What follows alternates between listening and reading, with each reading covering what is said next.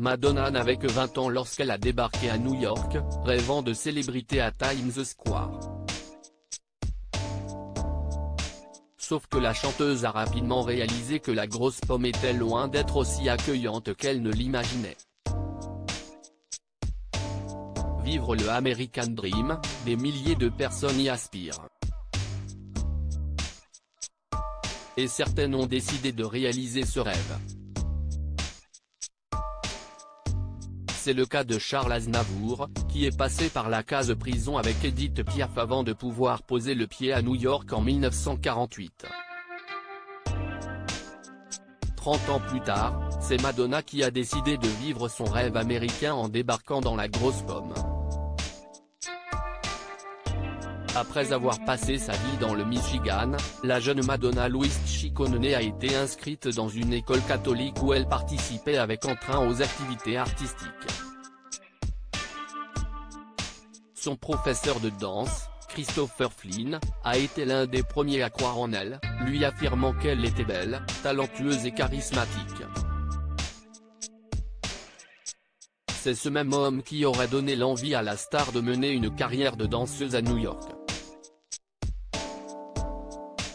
Même si elle était étudiante et pom girl pour la prestigieuse université du Michigan, Madonna a préféré tout abandonner au bout de 2 ans, au grand désespoir de son père qui a décidé de lui couper les vivres.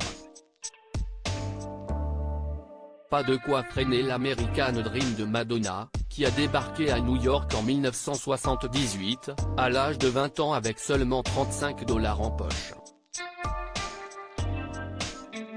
Elle était jeune, belle et espérait trouver la gloire à Times Square. Madonna vivait dans une boîte à chaussures mais très rapidement, la jeune femme a été victime des pires horreurs, comme elle le racontait aux Parisiens en 2013. New York ne ressemblait pas tout à fait à ce que je m'étais imaginé. Je n'y ai pas été accueilli à bras ouverts. La première année, on m'a braqué avec un pistolet.